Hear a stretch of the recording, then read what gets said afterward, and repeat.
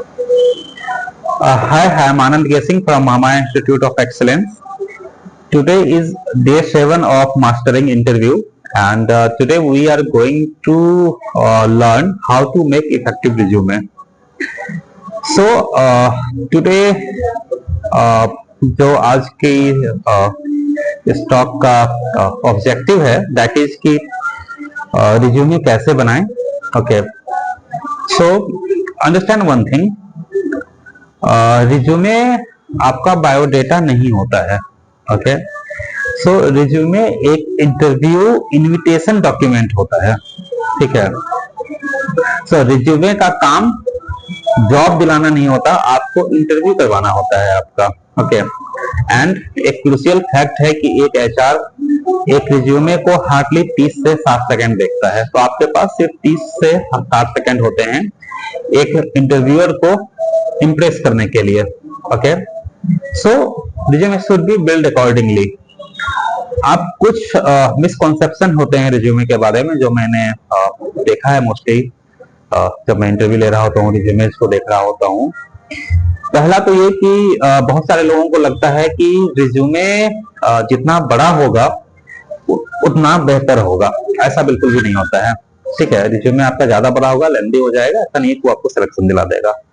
Okay, resume में हर skill लिखना जरूरी नहीं होता. जैसे आप एक वाइस प्रेसिडेंट के लिए इंटरव्यू देने जा रहा है कोई, और अगर वो एग्जीक्यूटिव लेवल की चीजों को के स्किल सेट को लिखे, ठीक है, तो फिर वो सिलेक्शन नहीं होगा उसका. सेम विथ जैसे एक सॉफ्टवेयर कंपनी है जहां पर कि एक बंदा मैनेजर लेवल पे प्रमोट होकर के पहुंचा और वो अगली कंपनी में इंटरव्यू देने जा रहा है. तो ऐसा नहीं है कि वो अपना सब्जेक्ट मैटर एक्सपर्ट जब वो था तो वो स्किल सेट लिखे कि मैं जो है सो जावा का ये एक्सपर्ट था एंड ऑल. ठीक है, उसे फोकस करना होगा अपने मैनेजरियल स्किल्स के ऊपर. ठीक है, कि वो टीम मैनेजमेंट में कैसा है एंड ऑल. ओके, तो ये डिफरेंस आ जाता है लेवल के हिसाब से. आपका रिज्यूमे के जो स्किल सेट है वही स्किल सेट दिखनी चाहिए रिक्रूटर को, तभी वो आपको सिलेक्ट करेगा, आपके रिज्यूमे को सिलेक्ट करेगा. ओके, सो ऐसा भी नहीं है कि सेम रिज्यूमे हर कंपनी में भेजा जा सकता है. अगर आप आईटी कंपनी में रिज्यूमे भेज रहे हो तो वो अलग तरह का रिज्यूमे होगा. Okay, for an example, right now I am head of HR with some of companies. कुछ हॉस्पिटल्स हैं जिनके साथ मैं as a consultant head of HR काम कर रहा हूँ. ओके, तो अगर मैं कहीं पे भी वाइस प्रेसिडेंट एचआर के लिए या हेड ऑफ एचआर के लिए अगर अपना रिज्यूमे भेजता हूँ तो मुझे देखना पड़ेगा कि वो जो एस्टेब्लिशमेंट है, वो जो कंपनी है, ऑर्गेनाइजेशन है, कैसी है. अगर मैं हॉस्पिटल के लिए अपना रिज्यूमे भेज रहा हूँ हेड एचआर के लिए, तो मैं उसको कस्टमाइज करके उन चीजों को ऊपर फोकस करूंगा जो हॉस्पिटल के लिए जरूरी है. इंश्योरेंस कंपनी के लिए भेज रहा हूँ तो उसके अनुसार कस्टमाइज करूंगा मैं उसको. Same with another fields also. ठीक है, मैं जिस कंपनी के लिए भेजूंगा उस कंपनी के हिसाब से कस्टमाइज करूंगा उस रिज्यूमे को, अपने रिज्यूमे को. ओके, आप इसे इस तरीके से समझ सकते हैं कि अगर मैं एक मैन्युफैक्चरिंग कंपनी के लिए अपना रिज्यूमे भेज रहा हूं तो मेरा फोकस होगा कि मैंने जो पास्ट में काम किया है, लाइक लीन के ऊपर काम किया है, सिक्स सिग्मा के ऊपर काम किया है, जो मैंने सिक्स सिग्मा इंप्लीमेंटेशन के जरिए इफेक्टिवनेस लाया है कंपनी के अंदर, मैं उसके ऊपर फोकस करूंगा. वहीं अगर मैं एक इंश्योरेंस कंपनी के लिए अगर मैं भेज रहा हूँ अपना रिज्यूमे, तो मेरा फोकस होगा, क्योंकि इंश्योरेंस कंपनी में हायरिंग बहुत तेज होती है, बहुत ज्यादा होती है, तो मैं उसके ऊपर फोकस करूंगा. मैं इंप्लॉय एंगेजमेंट के ऊपर फोकस करूंगा कि मैं कैसे इंप्लॉय एंगेजमेंट करके वहां का एट्रिशन रेट को रिड्यूस कर सकता हूँ. ठीक है, मैंने जो परफॉर्मेंस मैनेजमेंट सिस्टम के ऊपर काम किया है मैं इसके ऊपर फोकस करूंगा. Okay, so this is how resume is being customised. तो आपको सबसे पहली चीज आप समझ लीजिए कि रिज्यूमे का जो असली काम है वो होता है शॉर्टलिस्टिंग दिलवाना. ओके, क्यूरियोसिटी क्रिएट करना इंटरव्यूअर के अंदर. ठीक है, एंड इंटरव्यूअर को डायरेक्शन देना. ठीक है, तो ये मेजर पर्पस होता है रिज्यूमे बिल्ड करने का. Okay, so resume should be build accordingly. Resume आपका इंटरव्यू डॉक्यूमेंट है, इसे आप अच्छे से समझ लें. ठीक है, आपको ये समझना पड़ेगा कि एचआर रिज्यूमे को कैसे पढ़ता है या कैसे देखता है उस रिज्यूमे को। हार्डली 10 से 15 सेकेंड जो उसका फोकस होता है ना, वो उसमें सबसे पहला फोकस होता है कि रोल मैच के ऊपर। जैसा मैंने पिछले वीडियो में कहा था कि आप किसी भी जॉब के लिए अप्लाई करते हो, कहीं भी इंटरव्यू के लिए जाते हो, तो आपको रोल को समझना चाहिए। ओके, सो जैसे ही आपने एक इंटरव्यू का ऐप देखा किसी भी वेबसाइट पे, ओके, या ऐप पे आपने देखा कि एक इंटरव्यू एक जॉब ओपनिंग है, तो before applying read the complete job description. आप उसको समझो, ठीक है, वो जॉब डिस्क्रिप्शन क्या है, वो रोल क्या है। रोल के हिसाब से आप अपने रिज्यूमे को कस्टमाइज करो।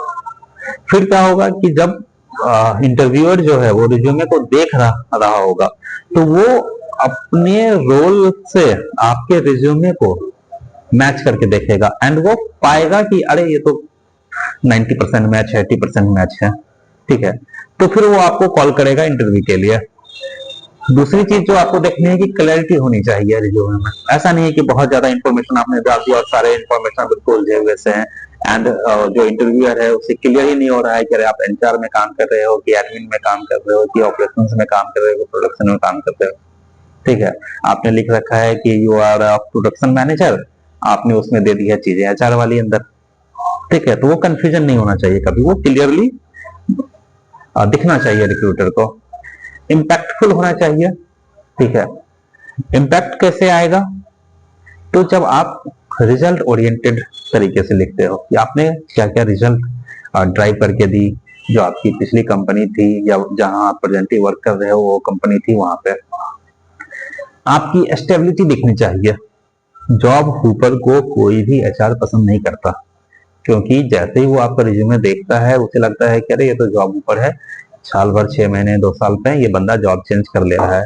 तो उस केस में क्या होता है ना कि वो आपको रिजेक्ट करना शुरू कर देगा। So don't do that again, okay. आपको एक चीज आप समझिए कि इफेक्टिव रिज्यूमे का एक फिक्स स्ट्रक्चर होता है। जैसे आपका नेम बोल्ड लेटर्स में होना चाहिए, आपका रोल बेस्ड टाइटल होना चाहिए, ऐसा नहीं है कि आपने फ्रेशर लिख दिया सीधा, ठीक है। कॉन्टैक्ट डिटेल्स जो है वो क्लीन एंड प्रोफेशनल होने चाहिए, ठीक है। जैसे एग्जांपल के लिए आप क्लियरली इसमें मेंशन करोगे कि कस्टमर सपोर्ट एग्जीक्यूटिव या प्रोसेस ओरिएंटेड प्रोफेशनल। तो ये क्या है, ये एक अच्छे तरीके से रिप्रेजेंट कर रहा है आपको, ठीक है। प्रोफेशनल समरी जो है आपका, वो मोस्ट पावरफुल सेक्शन होता है किसी भी रिज्यूमे में। उसमें ऐसे वेग टर्म्स नहीं आने चाहिए कि जैसे hard working, honest and quick learner, ठीक है, उसकी जरूरत ही नहीं है। आप उसकी जगह पे अपना रोल लिखोगे कि आपका रोल क्या है उसमें पहले, फिर आप स्किल्स लिखोगे, फिर आप लिखोगे कि आपने क्या वैल्यू ऐड किए हैं अपने पिछले कंपनीज में या पिछले ऑर्गेनाइजेशंस में। तो ये एक स्ट्रक्चर हो गया कि रोल, स्किल एंड वैल्यू। तो इस स्ट्रक्चर्ड वे में आपका जो है सो प्रोफेशनल समरी लिखा हुआ होना चाहिए, ओके। सो इसका फॉर्मूला सिंपल सा समझ लो कि आप इसमें लिखोगे हु यू आर पहले थोड़ा, then what you do, okay, then how you help an organisation और कंपनी, ओके। सो ये क्या हो गया, who you are, that means you are writing about your role. You are what you do, मतलब आप आपके अंदर क्या स्किल्स हैं आप उसके बारे में लिख रहे हो, आपके क्या क्या स्किल्स हैं। एंड वैल्यू क्या हो गया कि how you help a company. So like आपने वहां पे लिखा एग्जांपल के लिए कि graduated with hands on experience in client handling and documentation, seeking a customer facing role to improve service efficiency. तो यहाँ पे क्या है कि graduated with hold on experience in client handling, यहाँ आपने रोल के बारे में लिख दिया, and documentation seeking a customer facing role, ठीक है, and to improve service efficiency. तो ये आप क्लियर मैसेज है जहां पे कि आपका ये भी आप बता रहे हो who you are, what you do and how you help, ठीक है, कि आप जो है सो जो सर्विस इफिशियंसी है आप उसको इंप्रूव करने में हेल्प करते हो, ठीक है। सो ये क्या है, एक क्लियर इमेज क्रिएट होता है, एक क्लियर जो है तो मैसेज जाता है रिक्रूटर को, ठीक है। उसके बाद आपका जो स्किल सेक्शन है वो आपका सिर्फ रोल अलाइंड स्किल्स आपको लिखने होते हैं, 6 से 8 मैक्स, ठीक है, 5 6 8 मैक्सिमम जाना है, इससे ऊपर नहीं जाना, ठीक है। एंड वो रोल रिलेटेड होना चाहिए आपका, जो भी स्किल सेक्शन के अंदर आप लिखोगे। आपको ओवर क्लेमिंग नहीं होना है कि आपने बिल्कुल आपने वो देख कर पढ़ के लगे कि आप तो प्रॉमिस कर रहे हो कि आप ताड़े तोड़ के ला दोगे, ठीक है, नहीं, ठीक है। So recruiter is not your girlfriend, जिसे आपको तारे तोड़ के लाने वाला बंदा उसे नहीं चाहिए, उसे उस रोल के लिए परफेक्ट फिट चाहिए, ठीक है। जैसे आपने वहां पे लिखा client communication, CRM handling, follow-ups, ठीक है। तो यहाँ पे क्या चाह रहा है कि आप क्लाइंट से कम्युनिकेशन करने में एबल हो, आप सीआरएम हैंडल कर सकते हो, you are good with follow up. तो ये क्या है कि क्लियर मैसेज हो गया कि हाँ आपका स्किल जो है सो ये है। अब ये नहीं लिख देना है कि I know MS word, I know internet, I am very hard working, नहीं, ठीक है, सिंपल। आपको अपना एक्सपीरियंस लिखना होता है उसके बाद, ठीक है। एक्सपीरियंस जो आप लिखोगे वो दो तरीके से होते हैं, या तो आप प्रोजेक्ट वाइज लिखो, ठीक है, या फिर कंपनी वाइज आप अपना एक्सपीरियंस लिखो। यहाँ पे आपको एक चीज और ख्याल रखना है कि वहां पे आपको ड्यूटी लिस्ट नहीं बनानी है कि आपने क्या क्या ड्यूटी आपका था वहां पे। आपको वहां पे क्या करना है कि आपको रिजल्ट बेस्ड बुलेट्स में आपको जो है सो अपने लाइंस लिखने हैं। सो बेसिकली इसका फॉर्मूला क्या रहेगा कि एक्शन, टूल्स एंड रिजल्ट। आपने क्या एक्शन लिया, किन टूल्स की आपने सहायता ली, ठीक है, रिजल्ट क्या रहा। जैसे अगर कोई डाटा इंजीनियर के लिए इंटरव्यू देने जाता है तो वहां पे क्या लिखेगा, ठीक है, कि like formatted data using tableau, resulted 12% 13% more efficiency in data, जो भी रिजल्ट है, ओके। या फिर जैसे मैं एचआर हूं तो मैं वहां पे क्या लिखूंगा कि hired more than 1000 employ using various platform like naukri.com, है, ओके। तो यहाँ पे क्या है कि मैं उसको क्लियर दे रहा हूँ कि रिजल्ट क्या था कि हमने 1000 बंदे हायर किए, हमने क्या टूल यूज किया, ऑनलाइन जो वेब पोर्टल्स हैं, जॉब पोर्टल्स हैं, उसको यूज करते हुए, ओके। तो ये क्लियर मैसेज होनी चाहिए हमेशा एक इंटरव्यूअर को कि हाँ इस तरीके का ये बंदा है, ये काम ये कर सकता है, इसने ये काम किया हुआ है, ओके, ठीक है। सो बहुत क्लियर स्मूथ वे में जैसे आपने लिख दिया कि handling daily customer queries using CRM including response reducing response time by 20%। तो यहाँ पे क्या है कि जैसे आप बोलते हो कि हैंडल डेली कस्टमर क्वेरीज, तो आपने क्या अपना रोल क्लियर किया कि मैं जो हूं वो कस्टमर क्वेरीज को हैंडल करता हूं डेली यूजिंग सीआरएम। आपने यहाँ पे टूल का नाम बताया कि सीआरएम को यूज करते हुए, जिसका रिजल्ट क्या आया कि रिस्पॉन्स टाइम जो है सो 20% रिड्यूस हो गया। So this was the result, okay, sorry. So how this is आपका जो एक्सपीरियंस है वो लिखा जाना चाहिए, ओके। देन आपका आता है एजुकेशन, ठीक है। ये जो एक्सपीरियंस वाला पार्ट है ना, ये हर कंपनी के लिए, अगर आपने 2 कंपनी में काम किया तो 2 कंपनी का, 3 कंपनी में तो तीनों कंपनी में, बट ये फॉर्मेट वही रहेगा कि पहले आप रोल लिखोगे, रोल क्या था, फिर टूल क्या आपने यूज किया, देन आउटकम क्या रहा, रिजल्ट क्या रहा, वो आप लिखोगे, ओके। सो आप एजुकेशन के बारे में जब लिखोगे तो आप वहां पे बहुत ज्यादा उसमें डिटेलिंग नहीं लिखनी है। वहां पे आप क्या लिखोगे कि आप अपना डिग्री लिखोगे, देन इंस्टीट्यूट आपका कौन सा था वो लिखोगे, देन ईयर कौन सा था वो लिखोगे। अगर आप ग्रेजुएट हो तो स्कूल डिटेल लिखने की बहुत ज्यादा जरूरत नहीं होती है, ओके, क्योंकि वो ऑब्वियस होता है कि आप ऑब्वियसली स्कूल कर चुके हो तभी आप ग्रेजुएट हुए हो। एंड हमेशा इंस्टीट्यूट का नाम लिखना बहुत जरूरी होता है। बहुत बार क्या होता है ना कि आपको इंस्टीट्यूट, आपका जो इंस्टीट्यूट होता है वो भी वेटेज देता है ओके, जैसे मैं जिस इंस्टीट्यूट से हूँ, जैसे मैंने ग्रेजुएशन इलाहाबाद यूनिवर्सिटी से किया है, तो Allahabad university has certain value, वो वैल्यू मेरे प्रोफाइल में ऐड हो जाता है। मैंने new Delhi institute of management से एमबीए किया है। दिल्ली में बहुत अच्छा नाम है इस इंस्टीट्यूट का। तो मैं जब इंटरव्यू देने के लिए जाऊंगा, वो पढ़ेगा कि हाँ ये new Delhi institute of management का है, दैट मींस कि he will be a good candidate, वो मैसेज जाएगा।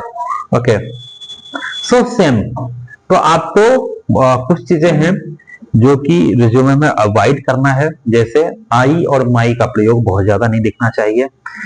अगर आप आई और माई का प्रयोग बहुत ज्यादा करते हो, तो ये रिक्रूटर को मैसेज जाता है कि आप टीम प्लेयर नहीं हो। ठीक है, तो आपको ये बताना होता है कि आप टीम प्लेयर हो, तो वहां पे आप वी यूज करते हो, राइट। तो आपको जब आप वी यूज करोगे, तो रिक्रूटर को मैसेज जा रहा है कि you are a team player. ठीक है, तो वो आप टीम के साथ मिलकर के काम कर सकते हो। ठीक है, फुल सेंटेंसेस बिल्कुल वो नहीं होनी चाहिए कि बिल्कुल लंबे लंबे सेंटेंसेस आपने लिखे हुए हैं। No need to do that, sorry. And fancy words without proof के नहीं यूज करना है। ठीक है, यूज क्या करना है? यूज करना है एक्शन वर्ब। ठीक है, एक्शन वर्ब क्या होते हैं? जैसे आपने लिखा हैंडल्ड अ टीम ऑफ 20, तो यहाँ पे क्या है? हैंडल्ड एक्शन वर्ब है। ठीक है, कोऑर्डिनेटेड विद डिफरेंट डिपार्टमेंट्स, तो यहाँ पे कोऑर्डिनेटेड क्या है? एक्शन वर्ब है। इम्प्रूव्ड, ठीक है, ये क्या है? एक्शन वर्ब है इम्प्रूव्ड। आपने like improved operational efficiency by 20%, तो यहाँ पे क्या है? एक्शन वर्ब हमने यूज किया कि इम्प्रूव किया आपने क्या? तो इफिशियंसी बढ़ाई प्रोडक्शन यूनिट की।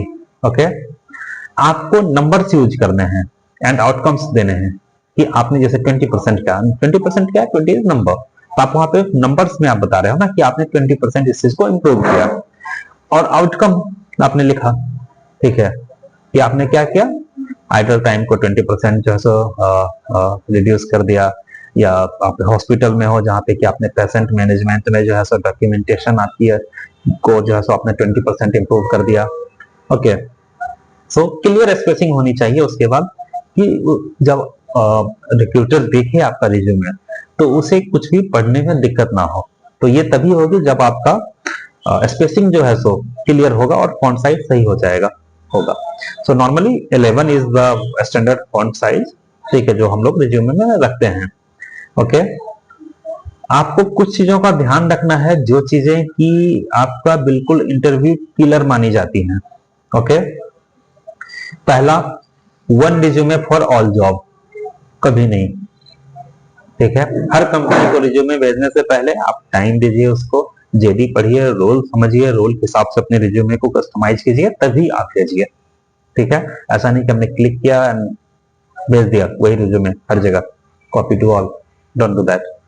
ओके, 2 पेज से ज्यादा का रिज्यूमे किसी फ्रेशर का नहीं होना चाहिए। अगर आपका 10-12 साल 14 साल का एक्सपीरियंस है, 3 पेज है, 40 पेज है, तो भी सही है। ठीक है, स्पेलिंग जो है सो सही होनी चाहिए। ग्रामेटिकल एरर नहीं होना चाहिए रिज्यूमे के अंदर। आप उसको सिंपली, अगर आप रिज्यूमे बनाते हो तो आप, अब तो एआई भी आ गया है, सो सिंपली आप चैट जीपीटी के फ्री जो वर्जन होता है, आप उसमें भी ये काम कर सकते हो कि आप अपना रिज्यूमे चैट जीपीटी पे अपलोड कर दो, जेडी अपलोड कर दो। ठीक है, एंड आप चैट जीपीटी को एक सिंपल इंस्ट्रक्शन दे दो कि कस्टमाइज माय रिज्यूमे, ठीक है, अकॉर्डिंग टू दिस रोल। फिर उसके बाद आप उसका एक बार प्रूफ रीडिंग कर लो, उसमें से जो भी जो फॉल्स क्लेम्स हैं उनको हटा दो, एंड जो आपको सही क्लेम्स हैं आपके वो ऐड करना है वो ऐड कर दो, एंड फिर से एक बार उसको चैट जीपीटी पे अपलोड करके देख लो और बोलो उसे कि check grammar if there is grammatical error और स्पेलिंग मिस्टेक्स, तो वो आपको चेक करके बता देगा। ओके, एंड आपका रिज्यूमे रेडी हो जाएगा उस पर्टिकुलर जॉब के लिए। It will take hardly 15-20 minute to complete. Okay, and 15-20 minute तो आप अपने जब आप इंटरव्यू के लिए अप्लाई कर रहे हो तो उस जॉब रोल को, इस इंटरव्यू को दे ही सकते हो। ओके, इसका फायदा है कि ये भी होगा कि जैसे ही आप उसको चेक करोगे, रोल को करोगे, तो आपको रोल भी समझ में आ जाएगा। रोल के अकॉर्डिंग आप रिज्यूमे को जब तैयार करोगे तो आपको ये भी समझ में आ जाएगा कि ये रोल क्या है, एंड रोल मैंने जो पास्ट में काम किया है कौन कौन से रेलिवेंट हैं इस रोल के लिए। ठीक है, तो ये होना चाहिए। पर्सनल डिटेल्स जो है सो आपकी लाइक बहुत ज्यादा नहीं होनी चाहिए, जैसे डेट ऑफ बर्थ बहुत ज्यादा जरूरत नहीं होती। ठीक है, डेट ऑफ बर्थ की वजह से कभी कभी क्या होता है कि जो रिक्रूटर बैठे हुए होते हैं उनके माइंड के अंदर ये चल रहा होता है कि अरे ये बंदा तो 40 साल का है, 45 साल का है, बहुत ज्यादा एनर्जेटिक नहीं होगा, अधेड़ उम्र का हो गया, मुझे तो बिल्कुल कम एज का चाहिए, फिर वो आपका रिज्यूमे रिजेक्ट कर देगा। तो डेट ऑफ बर्थ डालने की भी बहुत ज्यादा जरूरत नहीं है, वो आप इंटरव्यू में बता सकते हो। रिलीजन गलती से भी ना लिखें, ठीक है, पॉलिटिकल आइडियोलॉजी गलती से भी ना लिखें अपने रिज्यूमे में। ठीक है, फोटो जब तक मांगा ना जाए तब तक देने का कोई फायदा नहीं होता। ओके, फोटो जैसा मैंने पहले वीडियो में मैंने कहा था कि इंटरव्यूअर बहुत बार बायस्ड हो जाते हैं, स्टीरियोटाइप करते हैं, तो फोटो से भी आपको वो स्टीरियोटाइप कर सकते हैं। ओके, तो फोटो देना फिर वो आपका बहुत चांसेस को रिड्यूस करता है, तो फोटो देने की वहां पे जरूरत नहीं होती अनलेस आपसे मांगा जाए। ओके, सो रिज्यूमे में लाइक क्या क्या चीजें हैं जो कि जरूर आप करें। Okay, so this is your secret weapon. Okay, so her job के लिए समरी को आप ट्विक करो, ठीक है, स्किल्स को रिकॉर्ड करो, ठीक है, जो कीवर्ड्स जेडी में यूज किए गए हैं उनको मैच करो कि वो आपके, अभी आप समझो इस चीज को, आप ज्यादातर जो कंपनीज हैं वो एटीएस को यूज करती हैं, तो एटीएस को पास करके जो रिज्यूमे आगे जाता है उसी रिज्यूमे को जो है रिक्रूटर देखता है। ओके, सो जब आप जेडी में जो उन्होंने कीवर्ड्स यूज किए हैं, जब आप उन कीवर्ड्स को अपने रिज्यूमे में मैच करते हो तो आपको एटीएस जो है सो आप उस रिज्यूमे को क्लियर करके आगे फॉरवर्ड कर देता है, एंड वो जो रिक्रूटर होता है वो भी फिर देखता है एंड उसको वो कीवर्ड्स दिखाई देते हैं जो उसने जेडी में लिखा होता है, तो उसे लगता है कि हाँ ये जो है सो बंदा ये जो प्रोफाइल है ये प्रोफाइल हमारे रोल से मैच कर रहा है, तो वो आपको कॉल करता है इंटरव्यू के लिए। ओके, प्रोफेशनल समरी जो है वो रिराइट करो आप हर जॉब के लिए जब आप अप्लाई करते हो तो। ठीक है, प्रोफेशनल समरी का मैंने फॉर्मेट ऊपर बनाया है, उसी फॉर्मेट में आप उसको रिराइट करके तैयार करो। स्किल को रोल के हिसाब से अलाइन करो। ठीक है, रोल क्या है, अब रोल है जैसे अब एक जेडी है जहां पे कि लाइक एचआर हेड की जेडी है, वहां पे लिखा हुआ है फोकस, आप देख रहे हो तो वहां पे फोकस है कि एट्रिशन रेट कम करना है, रिक्रूटमेंट करनी है, तो आपका फोकस उस पर जाएगा। लेकिन वहीं पे आप देखोगे कि उसी में लिखा हुआ प्रोसेस इंप्रूवमेंट के ऊपर फोकस ज्यादा है, तो आपके जो आप प्रोसेस इंप्रूवमेंट के ऊपर आपने काम किया उसके बारे में ज्यादा लिखोगे। ओके, तो आप एक चीज समझ लो, बहुत क्लियर कट समझ लो कि रिज्यूमे जॉब पाने का डॉक्यूमेंट नहीं है, ये इंटरव्यू पाने का डॉक्यूमेंट है। ठीक है, तो आपको उसी हिसाब से चीजें तैयार करनी पड़ेंगी। ठीक है, तो I hope you will be able to make good resume now. Okay, so I will do one thing, इस वीडियो में आई विल ट्राई, या फिर आप लोग एक काम करना, you can message on WhatsApp, मैं आपको नंबर दे रहा हूं जो हमारे इंस्टीट्यूट का नंबर है 81029 एंड 621-820-78। अगर आप चाहते हो कि रिज्यूमे आप इम्प्रूव करना चाहते हो तो you can send me on resume, institute का ये हमारा व्हाट्सएप पे आप भेज सकते हो ना, इंस्टीट्यूट के नंबर पे, and if I will get time, ठीक है, और प्रोबेबली थोड़ा सा हो सकता है कि टाइम लगे, but definitely I will reply. So मैं उसको स्टडी करके उसको चेक करके आपको जैसे फीडबैक दे दूंगा कि आपके रिज्यूमे में कहाँ कहाँ इंप्रूवमेंट है, and if I have enough time I will make it and forward you back. Okay, या उसके अलावा we do not charge for this services basically. So अगर आप आना चाहते हो, हमारा इंस्टीट्यूट है दिनकर गोलंबर आर्य कुमार रोड में, महामाया इंस्टीट्यूट ऑफ एक्सलेंस। ये प्रताप भवन करके एक बिल्डिंग है, उसके ठीक सामने में एडिटोरिया के बगल में। आप यहाँ पे आ करके भी अपना रिज्यूमे करेक्शन करवा सकते हो, बनवा सकते हो, ठीक है। या जो भी इस तरह की हेल्प चाहिए you can get from our institute, ठीक है। So this is not chargeable, okay. And इसके अलावा अगर आप इसके बारे में और ज्यादा गहराई से जानना चाहते हो you can join our program, job readiness program, जो कि 2 बैचें हमारी चलती हैं, एक मॉर्निंग 7 o'clock से एंड इवनिंग 7:30 से। जॉब रेडीनेस प्रोग्राम के सिर्फ 2 बैच होते हैं। एक बैच में सिर्फ 16 की कैपेसिटी होती है हमारी, तो 16 32 जो है कैंडिडेट एक बार में हम प्रिपेयर कर रहे होते हैं। सो this is enough for today. Okay, bye bye.